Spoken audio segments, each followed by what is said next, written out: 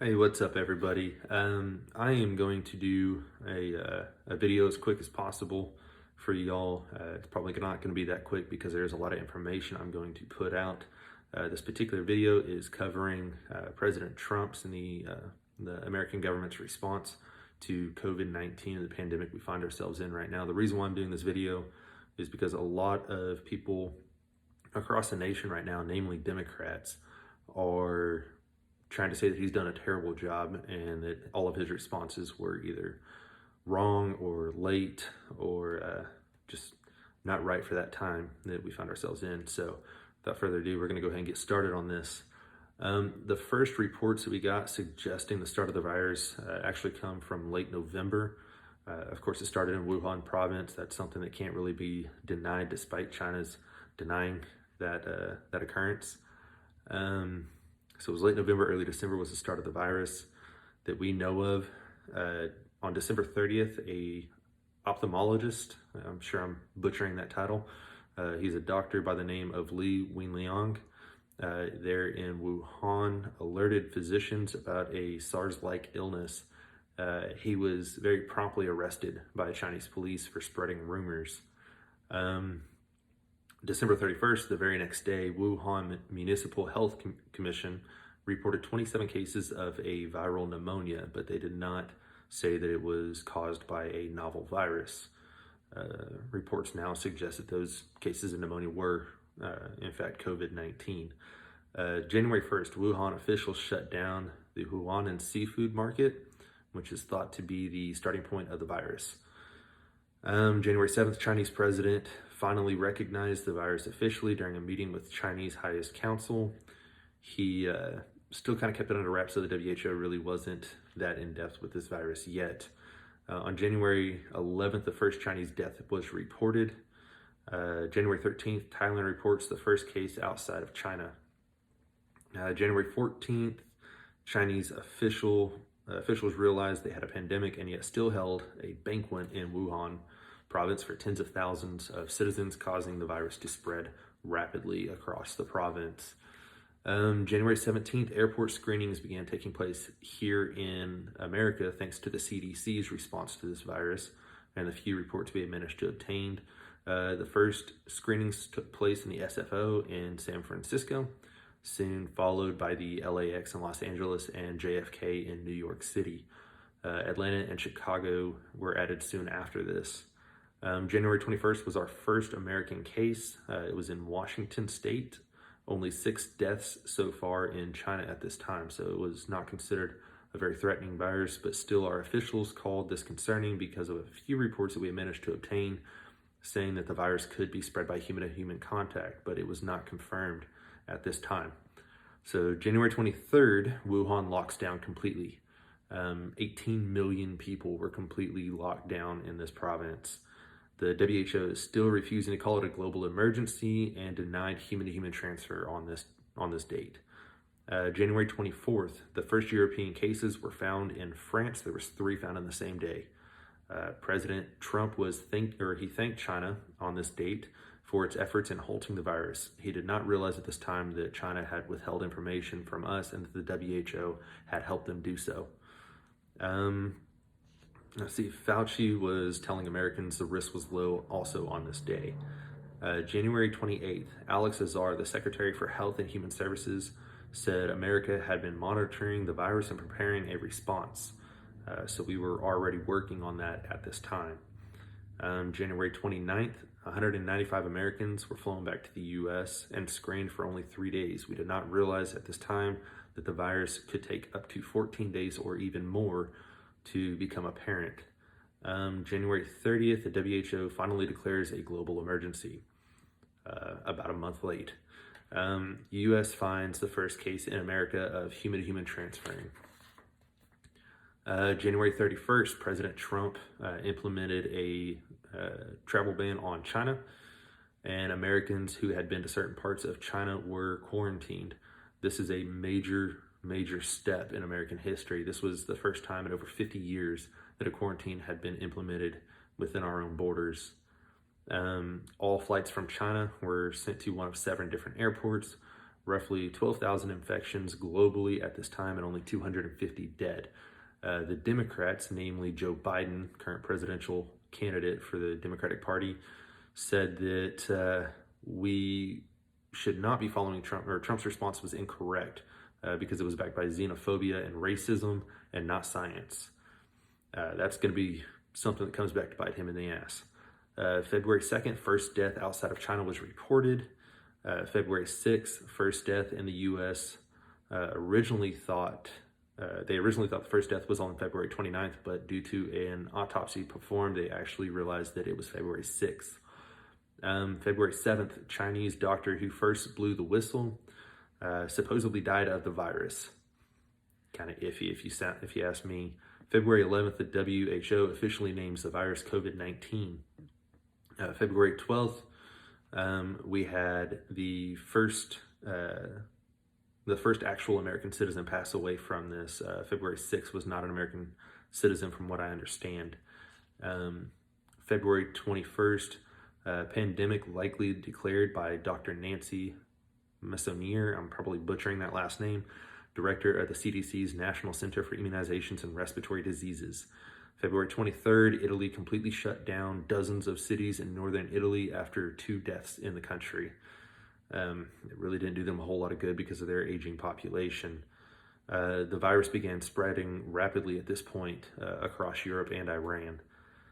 February 26th, U.S. count at 15 infections. Trump announces Vice President Pence will lead response to the virus. On February 29th, the FDA announces it will allow new testing technologies, still being told face masks are not effective at this time. The CDC and WHO are both saying this. On March 3rd, the U.S. finally hits 100 cases. March 6th, Trump says anybody can be tested if they go and ask for it at a hospital or one of the testing facilities. March 11th, the WHO declares a pandemic and President Trump implements strict travel bans on Europe. He's soon followed by putting a travel ban on Great Britain and Ireland. March 12th, Fauci declares initial testing rollout a complete failure, and to be honest, it was. March 13th, Trump declares national emergency. That was a big step for him. March 16th, Trump asks Americans to not gather in groups of more than 10 and limit travel to only necessary travel. So just going on vacation was something that was kind of warned against. And he warned America that the virus may affect life throughout August and or through the end of August. March 17th, Trump implements the Defense Production Act, which was another huge step on his part. It's a wartime measure allowing him to direct industries to produce critical equipment such as respirators and the face masks that were necessary soon after, whenever they finally realized that. Reports were finally coming in showing that the virus could live for hours on surfaces and in the air.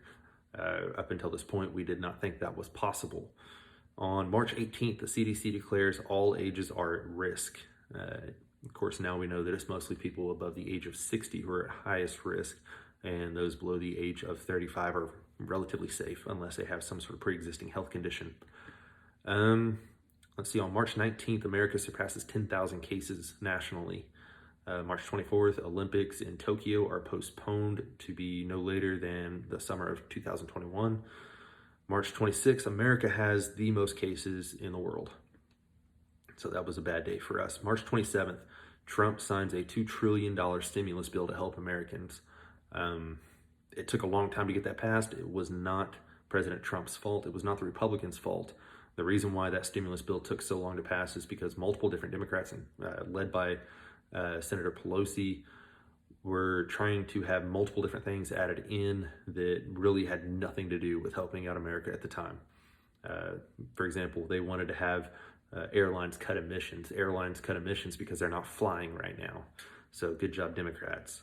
March 28th, CDC issues travel advisory to New York, especially New York City. March 29th, the White House expands its social distancing guidelines. Trump says by June 1st, we will be well on our way to recovery. April 1st, America surpasses 200,000 cases.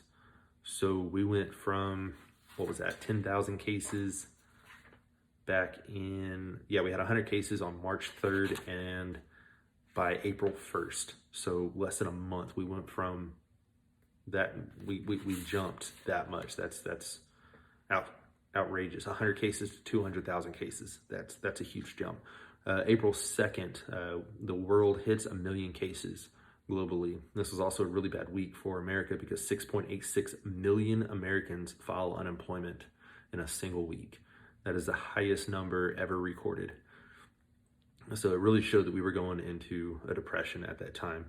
April 3rd, CDC recommends face masks, finally. April 8th, Wuhan lockdown is over. China says that they don't have any new cases, showing they do have a handful of cases that are being flown back into the country, but they have no actual new cases in Wuhan. The people flying in are being quarantined. April 10th was the deadliest day for America concerning this virus. I couldn't find an exact number on how many Americans died, but considering we're seeing daily rates of 2,000-3,000 people die, that's probably gives you an idea. April 11th, America has the most deaths globally at 19,700 cases. On April 14th, all states have had at least one death relating to COVID-19. I'm not saying COVID-19 was the cause of death, but COVID-19 did have something to do with this person dying. They had a pre-existing condition such as respiratory problems, they had diabetes, and COVID-19 caused the problems from that pre-existing condition to be expounded, and they died from it. April 15th, Michigan residents are protesting at the state capitol over the stay-at-home order, which is causing their state's economy to completely collapse. April 16th, the White House issues guidance on reopening. So we're starting to kind of see the light at the end of the tunnel here in mid-April.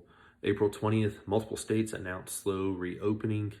On April 21st, FDA finally approves an at-home testing kit, which is going to be a huge help in the long run whenever the weather starts turning cold again. If this virus is not completely eradicated by then from the heat, we're going to need that.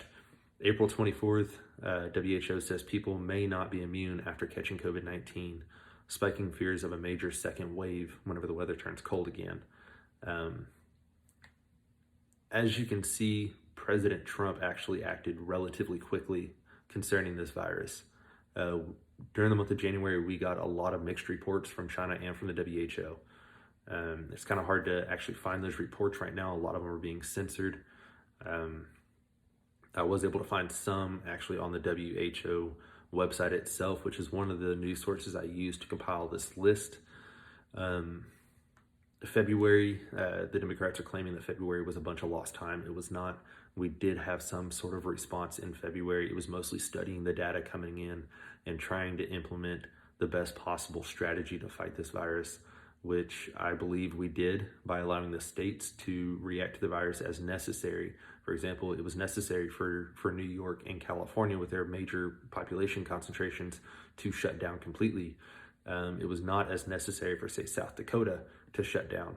If I remember correctly, South Dakota did not shut down, which is a good thing for them because their population is very sparse.